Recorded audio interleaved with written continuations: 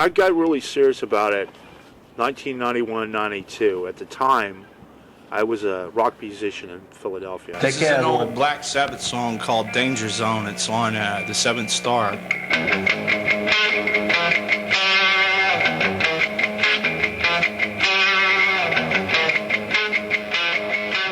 Had a passing interest ever since I was a kid in the Loch Ness Monster.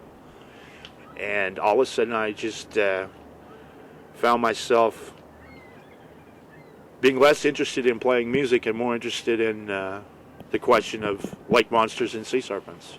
The real pivotal moment for me was I was at the library in Philadelphia looking for books about the Loch Ness Monster and blundered up on Joe Zarzinski's book about Champ and decided to read it. I was aware of the Mansi photograph, but I was not aware of the extensive history going back to the 1800s and further back of sightings of the Lake Champlain monster.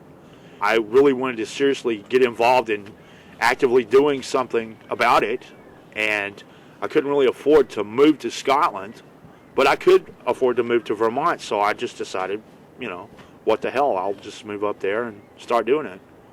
What we're going to devote the program to today is to try to figure out what champ might be the different kind of animals.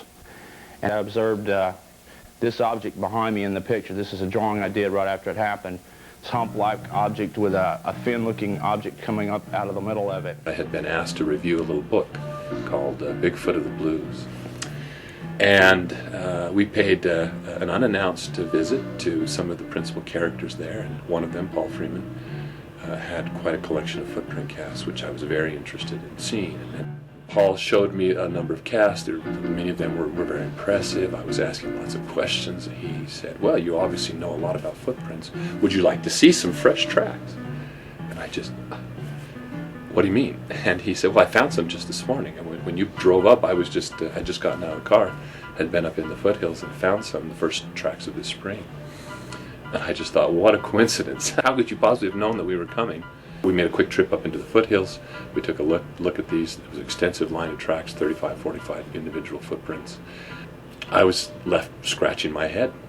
This was amazing. These were extremely clear. They had to have been laid down the night before or early that morning.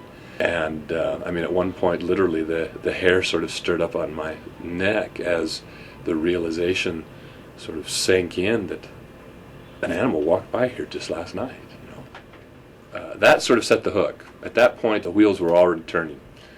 What are the implications if I pursue this? Do I go out on a limb? Do I redirect my research, or a portion of my research anyway, to this end?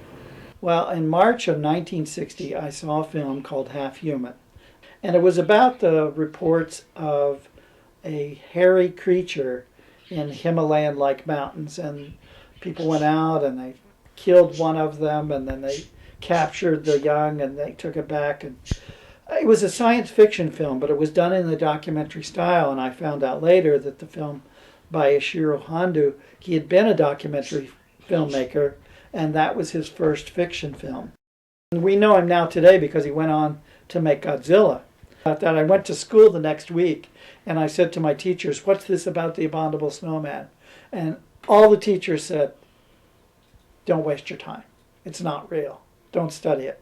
So, of course, being an early question authority kind of person, I read everything I could on the abominable snowman, quickly found out that there was a Bigfoot-type being in the United States, a Yeti-type being that was called Bigfoot in the United States, and started investigating things like Black Panther sightings in Illinois, little ape-like creatures in the swamps, and started corresponding with people like Ivan Sanderson, and it just snowballed from there. This is the Crookston, Minnesota Bigfoot, which was actually created by Curtis Christensen from Wisconsin in the 1990s.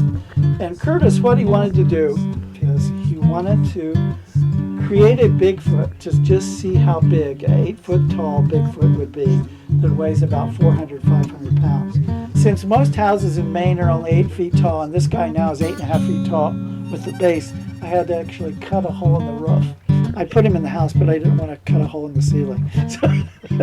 You might say I really started when I was 8 years old. I started out really as a reader. I used to get the old Boys Life magazines. You know, as a kid, I used to see the color comic section they had in the Space Conquerors, and I started keeping the old magazines. Believe it or not, I condensed a lot of this some years ago. There's actually much more. This is about 40 years of collecting rare books, journals, for correspondence, stuff I got to refile.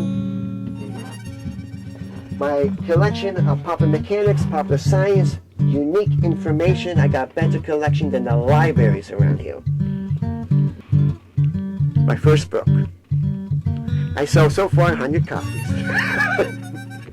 I'm not going to be rich.